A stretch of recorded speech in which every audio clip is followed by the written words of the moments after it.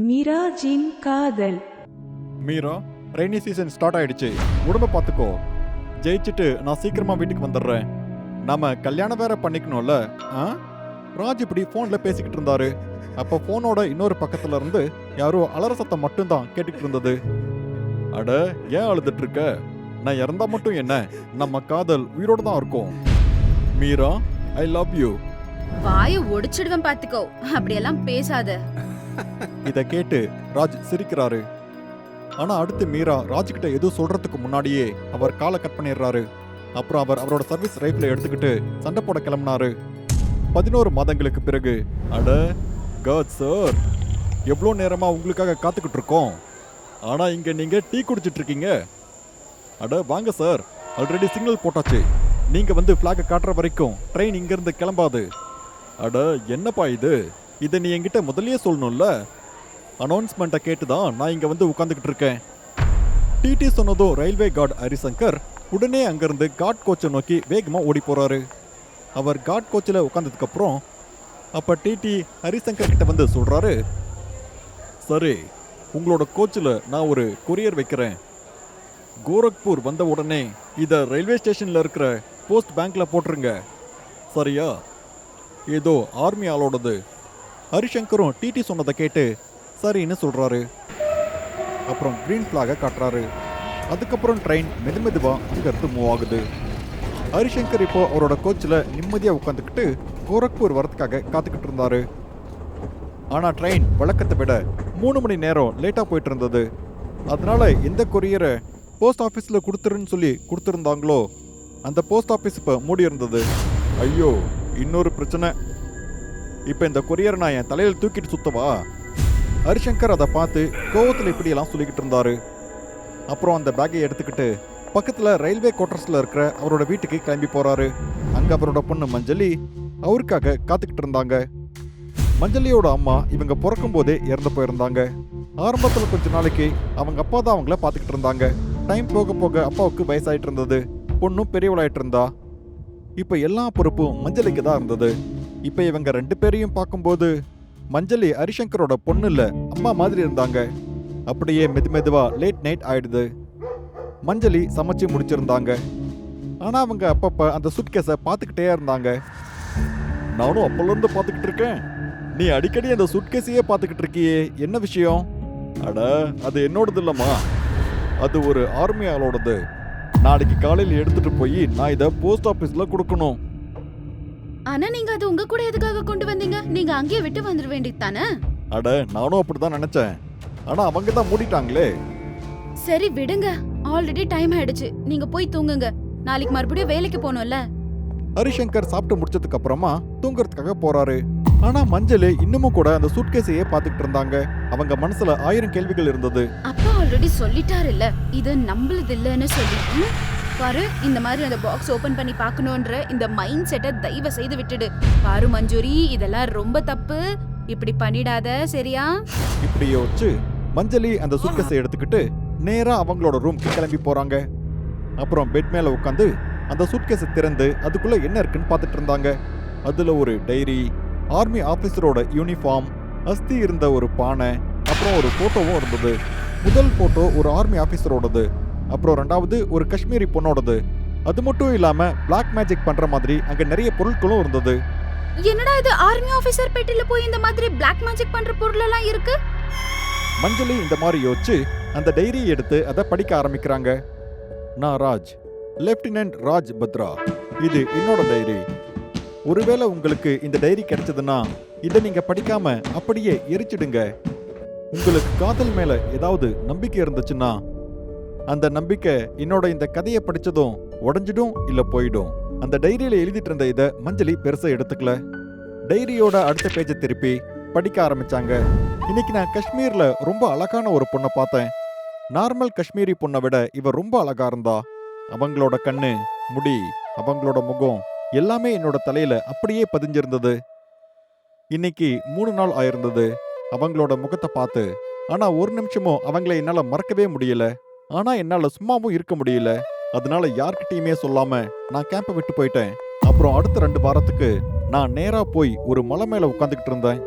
மறுபடியும் இன்னைக்காவது அந்த பொண்ணை பாத்திர மாட்டேனான்னு நான் ஏங்கிட்டு இருந்தேன். ஆனா இல்ல, நான் யோசிச்ச மாதிரி நடக்கல. ஆனா அந்த கடவுளுக்கு என்னமோ என் காதல் மேல நம்பிக்கை இருக்குன்னு நினைக்கிறேன். அதனால அவரே ஒரு நாள் அந்த பொண்ணை என்னோட கேம்புக்கு அனுப்பி வச்சிருந்தாரு. அந்த பொண்ணு பக்கத்து கிராமத்துல தான் பிரெட்லாம் செஞ்சுக்கிட்டு இருந்தாங்க. அவங்கள நான் இன்னைக்கு தொடர்ந்து பார்த்துக்கிட்டே இருந்தேன். அப்ப அவங்க என் பக்கத்துல வந்தாங்க. என்னால அதை நம்பவே முடியல. அப்புறம் என் கையில பிரெட்டை கொடுத்துட்டு அவங்க சொன்னாங்க, நாளைக்கு போகிறதுக்கு முன்னாடி இங்க உங்களுக்கு தெரியுதுல அந்த வீடு, அங்க வந்துடுங்க. இதை கேட்டு சந்தோஷத்துல எனக்கு தலகாலே புரியல. நைட் ஆனதும் நேரா நான் அவங்களோட வீட்டுக்கு போனேன்.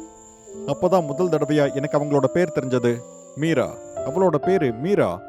அவ எவ்வளோ அழகா இருந்தாலோ அதே மாதிரி அவ பேரும் அழகா இருந்தது. அப்புறம் அன்னைக்கு நாள் முழுக்க அவங்க கூட பேசிக்கிட்டே இருந்தேன். அடுத்த நாள் எப்ப விடிஞ்சதுன்னு எனக்கு தெரியவே இல்லை. கொஞ்ச நாள் நாங்க அப்படியே போன்ல பேச ஆரம்பிச்சோம். ராத்திரி நேரத்துல நான் அவளோட வீட்டுக்கு போயிட்டு இருந்தேன். இப்ப நாங்க 2 பேரும் ரொம்பவே க்ளோஸ் ஆக ஆரம்பிச்சோம். ஆனா எங்களோட இந்த காதல் ரொம்ப நாளைக்கு தொடரவே இல்லை. நான் மீரா கூட பேச ஆரம்பிச்ச 1 மாதத்துல டெரரிஸ்ட் எங்களோட கேம்பை அட்டாக் பண்ணியிருந்தாங்க. அப்ப நான் மீரா கூட பேசிக்கிட்டு இருந்தேன். என் கூட இருந்த நிறைய பேர் இறந்துட்டாங்க. எப்படியோ நாங்க அந்த சண்டையில ஜெயிச்சிட்டோம். ஆனா விசாரிச்சதுக்கு அப்புறம் தெரிஞ்சது எங்க கூட இருக்கிற யாரோ ஒருத்தங்க தான் எங்களை ஏமாத்திருக்காங்கன்னு. அப்புறம் ரொம்ப தீவிரமா விசாரிச்சதுக்கு அப்புறம் தப்பு பண்ணது யாருன்னு தெரிஞ்சது. எல்லாருக்கும் இதை நான் தான் பண்ணிருப்பேன்னு தோணிக்கிட்டு இருந்தது. ஆனா அந்த மாதிரி நான் எதுவுமே பண்ணல. இதை எக்ஸ்பிளைன் பண்றதுக்கும் அவங்க எனக்கு டைம் கொடுக்கல. அதனால அவங்க என்ன கோர்ட் மார்ஷல் பண்ணிட்டாங்க. இதே வருத்தத்தோட நான் மீராவோட வீட்டுக்கு போனப்போ அவங்க வீடு பூட்டி இருந்தது. அக்கம் பக்கம் விசாரிச்சு பார்த்ததுல தான் தெரிஞ்சது அவங்க கொஞ்ச நாளைக்கு முன்னாடி தான் இந்த கிராமத்துக்கு வந்திருந்தாங்கன்னு. அவங்கள பத்தி அந்த கிராமத்துல இருக்கிற யாருக்கும் எதுவும் பெருசா தெரியல. அதனால என்னோட மனசு என்னையே சந்தேகப்பட ஆரம்பிச்சது. மறுபடியும் நான் மலைக்கு மேல போய் உட்கார்ந்துட்டு இருந்தேன், மீராவை பத்தி யோசிச்சுக்கிட்டு. அப்ப திடீர்னு மீராவோட வீட்டுல ஏதோ நடக்கிற மாதிரி தெரிஞ்சது. அடுத்த நிமிஷமே நான் அவ வீட்டுக்கு போனேன். மீரா விட்டுட்டு போன பொருட்களை எடுக்கிறதுக்காக வந்திருந்தா. ஆனா எந்த மீராவை நான் முதல்ல பார்த்திருந்தனோ இது அவ இல்ல. இப்போ அவகிட்ட ஒரு ரைஃபிளும் இருந்தது. எப்பவுமே என்னோட நெஞ்சு மேல அவளோட தலைதான் இருக்கும். ஆனா இன்னைக்கு அவ என்னோட நெஞ்சில கண்ணை வச்சுட்டு நின்னுக்கிட்டு இருந்தா. மீரா, ஏன் இப்படி பண்ணிக்கிட்டு இருக்க? என்ன இதெல்லாம்? இப்படி சொல்லிட்டு நான் அவ பக்கத்துல போகும்போது அவ திடீர்னு என்ன அப்படியே ஷூட் பண்ணிட்டா. அப்ப என்னோட நெஞ்சில இருந்து ரத்தமும் என்னோட கண்ல இருந்து கண்ணீரும் வந்துகிட்டு இருந்தது. ஆமா, என்னோட காதலி என்ன ஏமாத்தி இருந்தா. உனக்கு என்ன தோணுது? ஒரு பையன்கிட்ட 2 நாள் பேசினாலே ஒரு பொண்ணு அவன் கூட படுக்க ஒத்துக்குவான்னு நினைச்சியா? அந்த மாதிரி ஆசை இருந்துச்சுன்னா அது முளைக்கும் போதே அதை அழிச்சிடு. ஒருவேளை என் கை உன் மேல பட்டா துடிக்க துடிக்க நான் உன்னை சாகடிக்க போறேன். அப்புறம் ஃபோர்ஸ் பண்ணி மயக்க மருந்த என் மூக்கிட்ட எடுத்துட்டு வந்து வச்சா. அதால நான் மயங்கி விழுந்துட்டேன். நான் கண் திறந்து பார்க்கும்போது நான் இந்துஸ்தான் அப்புறம் பாகிஸ்தானோட பார்டர்ல இருந்தேன். என் உடம்புல நிறைய போன்ஸ் உடைஞ்சிருந்தது. நான் என்னமோ ரொம்ப நாளா மயக்கத்திலே இருந்த மாதிரி எனக்கு தோணிட்டு இருந்தது. என்னால எழுந்து நடக்க முடியும்னு எனக்கு தோணவே இல்லை. நான் என்னோட சாவுக்காக காத்துக்கிட்டு இருந்தேன். ஆனா என்னோட சாவு கூட என்ன ஏமாத்திருச்சு. இந்தாங்கப்பா, உங்களுக்காக புது உடலை கொண்டு வந்திருக்கேன். உங்களுக்கு எந்த மாதிரி பிளாக் மேஜிக் வேணும்னாலும் பண்ணிக்கோங்க. அப்புறம் மீரா என்ன ஒரு மந்திரவாதி கிட்ட விட்டுட்டு போனா. அவர் என்னோட உடல் மேல பிளாக் மேஜிக்கை ட்ரை பண்ணிட்டு இருந்தாரு. அவர் சில நேரத்துல ஏதோ ஒரு பொண்ணு அப்புறம் வயசானவரோட ஆத்மாவை என் உடலுக்குள்ள வர வச்சு அது கூட பேசிக்கிட்டு இருந்தாரு.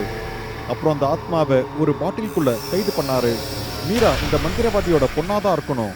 பணத்துக்காக என் கூட காதலிக்கிற மாதிரி நடிச்சுக்கிட்டு இருந்தா. அப்புறம் கேம்ப பத்தின எல்லா இன்ஃபர்மேஷனும் எதிரி நாட்டுக்கு கொடுத்துட்டு இருந்தா. ஆனா எனக்கு தேவைப்பட்டதெல்லாம் ஒரே ஒரு சான்ஸ் மட்டும்தான். என்ன நானே கொள்றதுக்கு இல்ல மீராவை பழி வாங்கறதுக்காக. அந்த வாய்ப்பை அந்த மந்திரவாதியே எனக்கு கொடுத்துட்டாரு. அவர் ஏதோ மந்திரத்தை தப்பா சொல்லி ஒரு பேயோட ஆத்மாவை எனக்குள்ள வர மாதிரி பண்ணிட்டாரு. அதை அவரால் கண்ட்ரோல் பண்ணவே முடியல. ஏய் மந்திரவாதி, இன்னைக்கு இந்த உலகத்துல யாராலையும் என்ன மனுஷ உடலுக்குள்ள கட்டுப்படுத்தி வைக்கவே முடியாது. ஆனா நீ இந்த சின்ன பையனோட உடம்புக்குள்ள என்ன கைது பண்ண போறியா? நான் அந்த மந்திரவாதி கிட்ட இவ்வளோதான் சொன்னேன். அதுக்கப்புறம் அவனோட 2 கையையும் நான் அப்படியே பிடிச்சி எரிஞ்சிட்டேன். அவன் இது வரைக்கும் எத்தனை ஆத்மாக்களை கைது பண்ணி வச்சிருந்தானோ அதுல ஒவ்வொன்னா நான் எல்லா பாட்டிலையும் உடைச்சு போட்டுட்டேன். அப்புறம் எல்லா ஆத்மாக்களையும் வெளியே விட்டுட்டேன். அந்த ஆத்மாவும் அவனை பழி வாங்கிடுச்சு. தப்பிச்ச எல்லா ஆத்மாக்களும் அந்த மந்திரவாதிய பயங்கரமான முறையில கொன்னுடுச்சுங்க. ஆனா இப்போ நானும் மீராவும் ஒருத்தருக்கு எதிரில் நின்றுட்டு இருந்தோம். ஆனா இந்த தடவை எனக்கு காதல் அப்படிங்கிற உணர்வே இல்லை. எனக்குள்ள இப்ப ஒரு பேயோட ஆத்மா இருந்தது. அதால நான் ரொம்ப சக்தி வாய்ந்தவனா இருந்தேன். அதுக்கப்புறம் நேரா நான் மீராவை நோக்கி போனேன். அதுக்கப்புறம் அடுத்த கொஞ்ச நேரத்திலேயே அவ என்கிட்ட மன்னிப்பு கேட்க ஆரம்பிச்சா.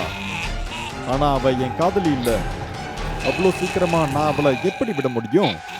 அதனால முதல் தடவையா என் கூட இருந்தவங்க இறந்ததுக்காக நான் அவளை பழி வாங்கினேன். அதுக்கப்புறம் மீரா கிட்ட கேட்டு எதிரி நாட்டோட எல்லா ரகசியங்களையும் நான் தெரிஞ்சுக்கிட்டேன். அதுக்கப்புறம் அப்படியே மெதுவா என் கையால் அவளோட கழுத்தை நெரிச்சு அவளை அப்படியே கொன்னுட்டேன். மீராவை கொன்னதுக்கப்புறம் அந்த பேயோட ஆத்மா என் உடலை விட்டு அப்படியே வெளியே போயிடுச்சு. அப்புறம் எதிரி நாட்டை பற்றி எனக்கு தெரிஞ்ச உண்மைகளெல்லாம் சொல்கிறதுக்காக என் கேம்பை நோக்கி நான் போயிட்டு இருந்தேன். அப்புறம் மறுபடியும் அந்த ஆத்மா என்னை தொல்லை பண்ண ஆரம்பிச்சது. இது வேற யாரோட ஆத்மாவும் இல்லை, இது மீராவோட ஆத்மா தான். அவள் இறந்ததுக்கு அப்புறம் அவள் சாவுக்காக என்னை பழிவாங்க வந்திருந்தா. அவ கூட சண்டை போட நான் ரொம்ப முயற்சி பண்ணேன், ஆனால் என்னால் முடியல. என்னோட கடைசி காலம் வந்துருச்சு. அதனால தான் நான் என்னோட டைரியில் எனக்கு நடந்த எல்லா அநியாயத்தை பற்றியும் நான் எழுதியிருந்தேன். அடுத்து ஏதாவது கார்டினேட்ஸில் இல்லை வேற யாருக்காவது இந்த டைரி கிடைச்சதுன்னா கண்டிப்பாக நீங்கள் என்னோட டீமுக்கு இதை கொடுத்துருங்க. ராஜ் டைரியில் இப்படி தான் எழுதியிருந்தாரு. ஆனால் அதுக்கப்புறம் இருந்த பேஜஸ் அழிஞ்சு போயிருந்தது. அதை யாரோ வேணும்னே கிழிச்சு போட்ட மாதிரி இருந்தது. ஆனால் மஞ்சளியோட மனசுல இப்போவும் நிறைய யோசனைகள் இருந்தது. அதனால அவங்க லெப்டினன்ட் ராஜ் பத்ராவோட பேரை ஆர்மியோட வெப்சைட்ல போட்டு பார்த்தாங்க. அப்போதான் அவங்களுக்கு தெரியுது கோர்ட் மார்ஷலுக்கு அப்புறம் அவங்களே அவங்களோட பதவியை விட்டு கொடுத்துட்டாங்கன்னு. அப்படின்னா அதுக்கு அர்த்தம் கோஆர்டினேட் ஆர்மிக்கு கிடைச்சிருந்தது. காதல் அப்புறம் ஏமாற்றத்தோட இந்த கதையை படிச்சு மஞ்சளி ரொம்ப வருத்தப்பட்டாங்க. ராஜை பத்தி தெரிஞ்சுக்கிட்ட உடனே அவங்களுக்கு அழுக வந்துட்டு இருந்தது. அதுக்கப்புறம் அவங்க ஒவ்வொரு பொருளா எல்லா பொருட்களையும் அந்த சூட்கேஸ்லயே வச்சுட்டாங்க. அப்புறம் அடுத்த நாள் அவங்களே அவங்க அப்பா கூட போய் ரயில்வே ஸ்டேஷன்ல இருந்த போஸ்ட் ஆபீஸ்ல அந்த சூட்கேஸை கொடுத்துட்றாங்க. ஆனா மஞ்சளி ராஜோட ஒரே ஒரு பொருளை மட்டும் அவங்க கூடயே வச்சுக்கிட்டாங்க. அது அவரோட போட்டோ. ராஜ் இப்படி ஒருத்தங்களை உண்மையா காதலிச்சாங்களோ அதே மாதிரி இப்ப இவங்க அவரை காதலிக்க ஆரம்பிச்சாங்க.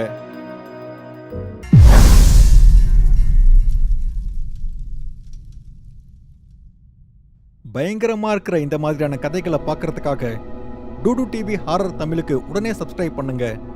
அப்புறம் உங்களோட கதையும் இந்த உலகத்தில் இருக்கிறவங்க பார்க்கணும்னு நீங்க ஆசைப்பட்டீங்கன்னா உடனே டூடு டிவி மெயில் அட்ரஸ்க்கு உங்களோட கதையை அனுப்புங்க. அடுத்த பயங்கரமான கதை உங்களோட தான் இருக்கிறதுக்கும் வாய்ப்பு இருக்கு.